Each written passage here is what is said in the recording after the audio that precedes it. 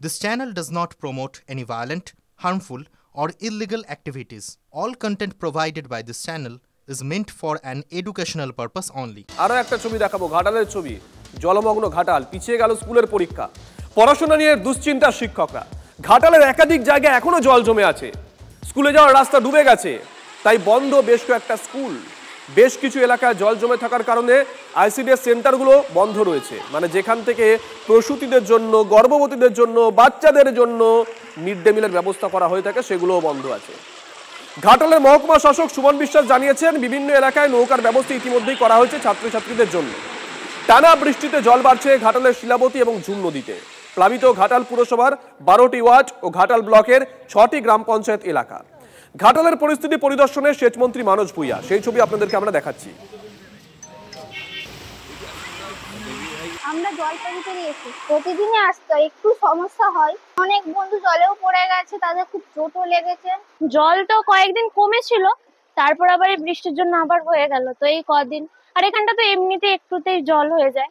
সমস্যাই তো বড় সমস্যা হচ্ছে, কেউ আসতে পারছে না। যে ক্লাস হবে, কয়েকজন নিয়ে তো ঠিকঠাক ভাবে ক্লাস করা যাবে না। স্যাররা করছেন। বন্যায় আমাদের খুব পরিস্থিতি খারাপ। কোন ক্লাসে পড়ে মেয়ে? মেয়ে 12-এ পড়ে। স্কুল চত্বরে এখন দেখতেই পাচ্ছেন এক হাঁটু, ওদিকটা আরো বেশি।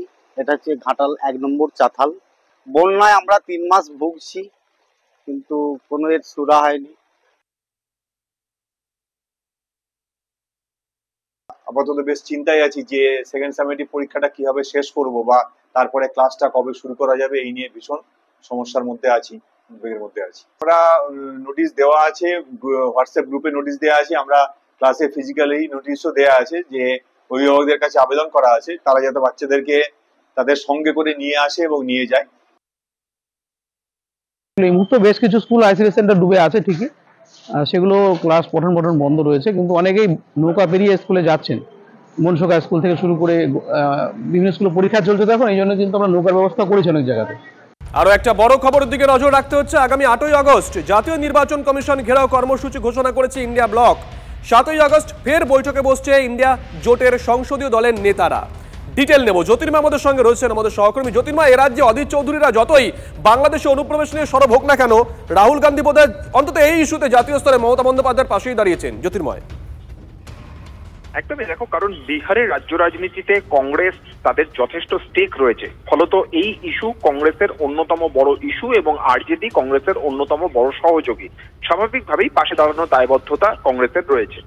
যে বিষয়টি গুরুত্বপূর্ণ, গত সপ্তাহে চলতি সপ্তাহে বুধবার দিন, যেদিন সংসদীয় দলগুলির বিরোধী দলের নেতাদের বৈঠক হয় মল্লিকার্জুন খাড়গের ঘরে, সেই ইন্ডিয়া জোটের বৈঠকে রাজ্যসভার তৃণমূল কংগ্রেসের দলনেতা ডেরেক ওব্রায়ান তিনি প্রস্তাব দেন যে মমতা বন্দ্যোপাধ্যায় 21শে জুলাইয়ের মঞ্চ থেকে জাতীয় নির্বাচন কমিশন ঘেরাওয়ের ডাক দিয়েছেন এবং সেই অভিযানে সামিল হওয়ার জন্য তিনি ইন্ডিয়া জোটের অন্যান্য দলগুলিকে আবেদন জানান।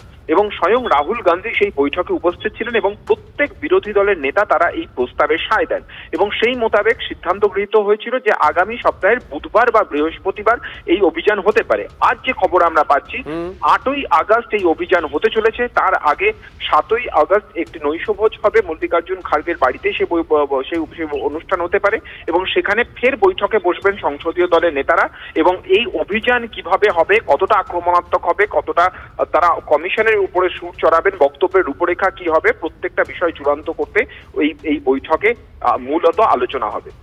ধন্যবাদ। এদিকে এসআইআর বিতর্কের মধ্যেই বিহারে সংশোধিত ভোটার তালিকার খসড়া প্রকাশ নির্বাচন কমিশনের। বিশেষ নিবিড় সমীক্ষায় 65 লক্ষ নাম বাদ।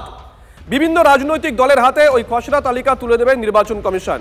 কারো নাম জুড়তে হলে বা কারো নাম বাদ দিতে হলে বেশ কয়েকটা নিয়ম মানতে হবে, তাও জানিয়ে দেওয়া হয়েছে কমিশনের তরফ থেকে। শুধু রাজনৈতিক দলগুলোই নয়, যে কোনো সাধারণ ভোটার এই তালিকা পরিবর্তনের আবেদন জানাতে পারবেন। পুরুলিয়ার আশরায় যুবকের মৃত্যুর ময়না তদন্ত রিপোর্টে অসন্তুষ্ট হাইকোর্ট। 4 আগস্ট কেস ডায়েরি নিয়ে পুলিশকে তলব। গন্ডগোল আছে, দ্বিতীয়বার ময়না তদন্তের প্রয়োজন, পর্যবেক্ষণ বিচারপতি তীর্থঙ্কর ঘোষের। পরিবারের অভিযোগ, মোবাইল চুরির অভিযোগে পুলিশি হেফাজতে মারধরের জেরেই মৃত্যু হয় ওই যুবকের। পুরুলিয়া মেডিকেল কলেজ হাসপাতালে যুবকের দেহের ময়না তদন্ত হয়। বিষ্ণু কুমারের মৃত্যু স্বাভাবিক বলে দাবি করেন পুরুলিয়ার পুলিশ সুপার। আদালতের পর্যবেক্ষণে সুবিচারের আশায় তার পরিবার। শাস্তি নিয়ে সেরকম করার শাস্তি চাই, আজ আমাদের কত কষ্ট দিল, পরিবারটা আমার যাতে বসে গেল।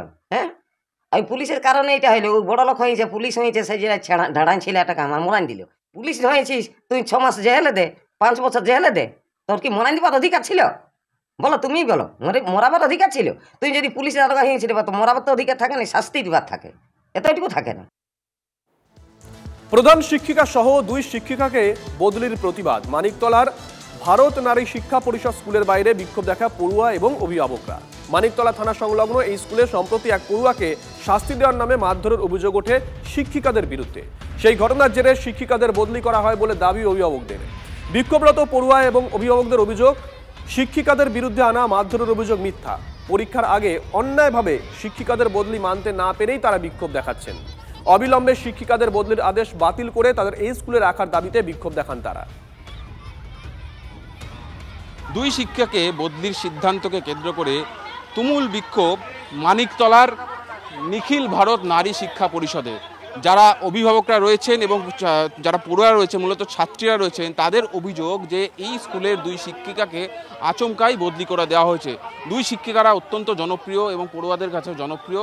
তাদের এভাবে বদলি করে দেওয়া এবং সামনের পরীক্ষার আগে তাদের এভাবে বদলির সিদ্ধান্তকে তারা কোনোভাবেই মানতে পারছে না এবং সেই কারণে স্কুলের সামনে সকাল থেকে যে সমস্ত পড়ুয়া রয়েছে এবং তার পাশাপাশি অভিভাবকরা তারা বিক্ষোভ দেখাচ্ছেন।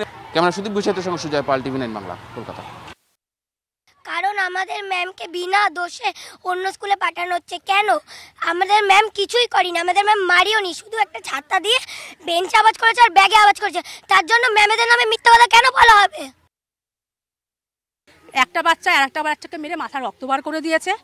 এবার আন্টি শাসন করতেই পারে যে তুমি বাচ্চাটাকে মারলে কেন, এই কেন। এবার আন্টি বকেছে, এইটা বাবা মা, বৃষ্টির বাবা মা এবং তার দিদি মিলে উল্টো অভিযোগ করেছে যে আন্টি মেরেছে। আদৌ আন্টি মারেনি।